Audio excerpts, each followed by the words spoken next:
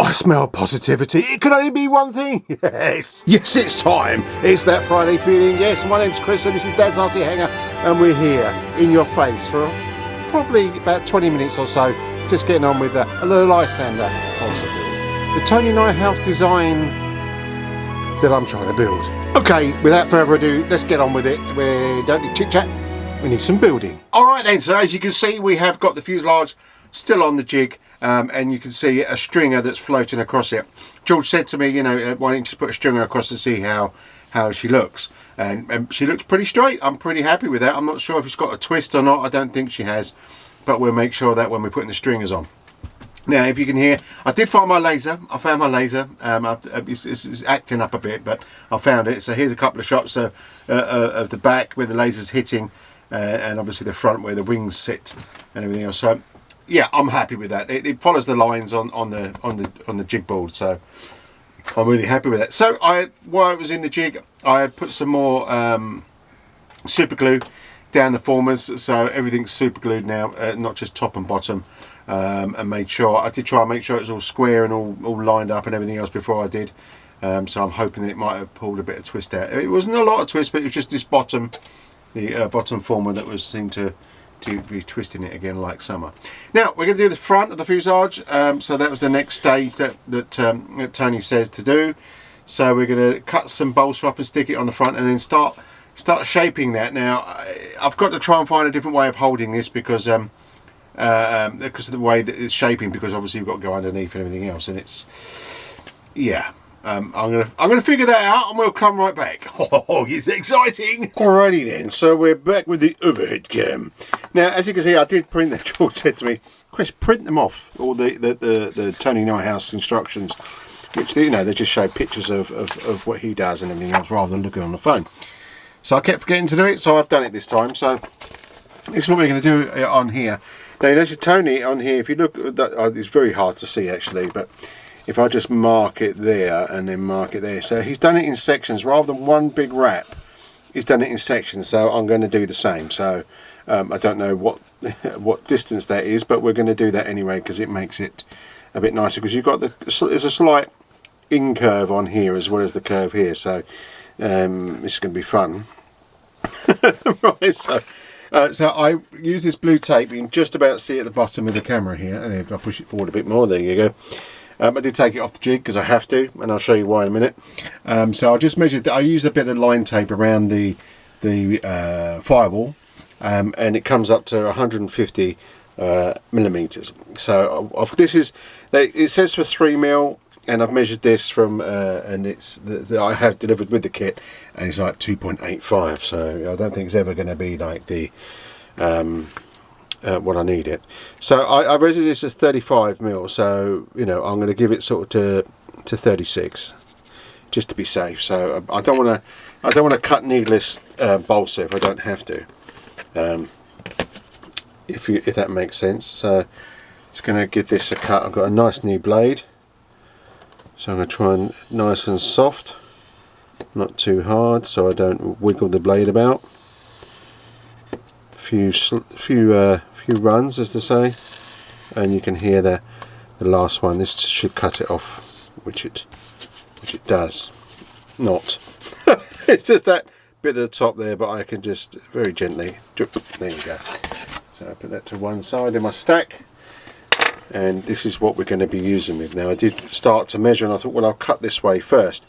Now I've measured, just I want to do it off camera. You're not going to really see what I was going to do, but I also already had this measured. Actually, it's 45mm. So the curvature around here, like from here to here, the highest is, because it's kind of low, because obviously the down thrust. So here's the highest is, I think it's about 40. So I've done 45mm. So you can see he's got an overlap anyway. So.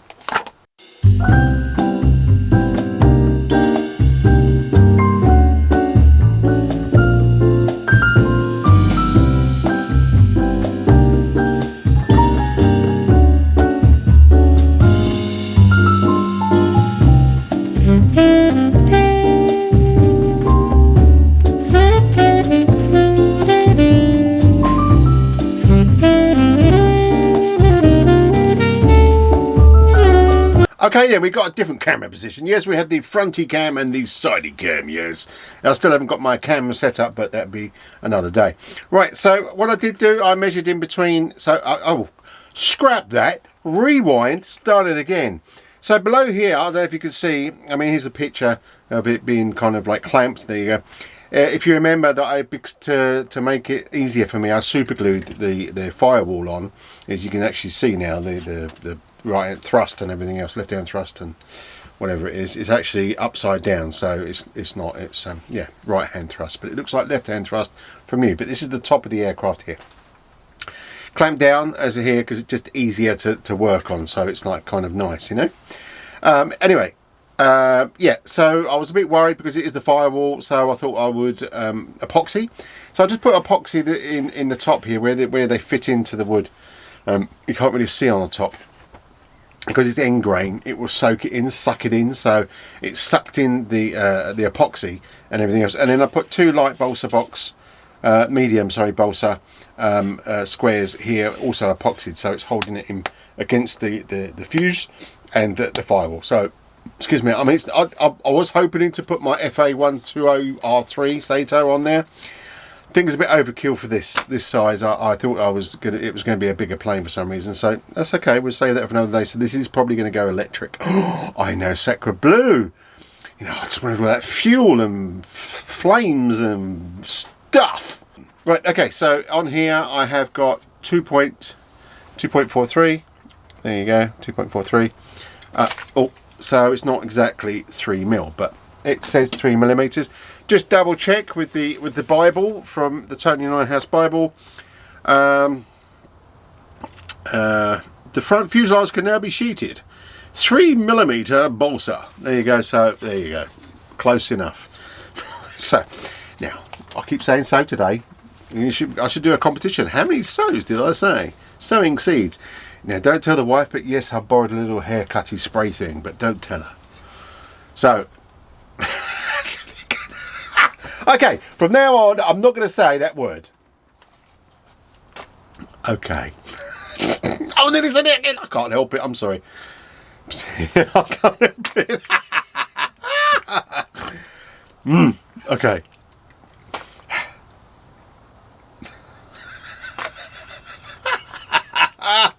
I want to say it. I can't help it. I'm sorry. Oh, I've got the tickles now. Okay. I just got to wait until this is mouldable. Now I'm a bit worried because yeah. I might need to soak it some more. Just let it to soak some more. I think. Get it really wet. I think on that side. I don't think I've got it too wet on that side. And then it will shrink a bit. Let me just have a look. See how. See, that's. I think you know what I've done wrong. I've messed up. I have messed up. I've messed up. Oh, talk about waste of balsa. I have messed up. Now, there's a little thing that Cliff Harvey taught me. Yes, you're out there, Cliff, and now your ears are perked up. Is don't try and bend against the grain. And what am I doing? I'm bending against the grain. You silly sausage. I'm going to cut some more balsa and I'll be right back. Okay, so we've moved position. So now you're looking at the underside of the fuse. I've just put it in place on the bench and just the rubber band around there just to keep it squeezed, just so I can manoeuvre it. Now also I put a rubber band on here. The main reason is because they play better music. Yes, it's one of them days. It's a Friday feeling. Oh yes. Right, so I have cut the balsa the correct way, and every edge that I cut, I've done the trick with the mat and the sander to get a straight edge. If you don't know what I'm on about, then please feel free to leave it in the comments and we'll show you when I do it next time. So now you can see, without even wetting it, it's a lovely arc. I don't need to wet it. Now I've measured half of the width of this former and the middle from the middle, so you know it's all going to be painted and everything else, but you know what I mean. It's me. Right, so I'm just going to put that over there. The reason is so it can hold it there. Now, as you can see, when I'm just making sure I'll get over the middle here. As you can see, it's where the former's a bit weird, or something's a bit weird, or whether it's just arcing or whatever. I don't know, curving. but it doesn't meet, it's not straight at this former. So what I will have to do is maybe just cut a seam down there when I put the other, because the other wood, the other balsa will fit next to that, you see. So yeah, so I don't want a Watford gap like that, do I now? Because, you know, don't mind using a bit of balsa filler, but come on.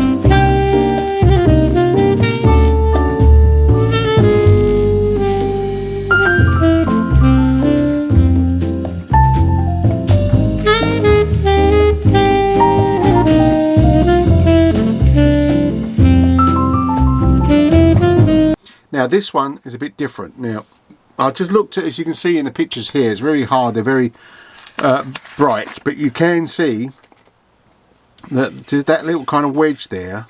You can't see up there, I know. How silly of me, I say. Maybe you can, I don't know. There's a little kind of, looks like a wedge there,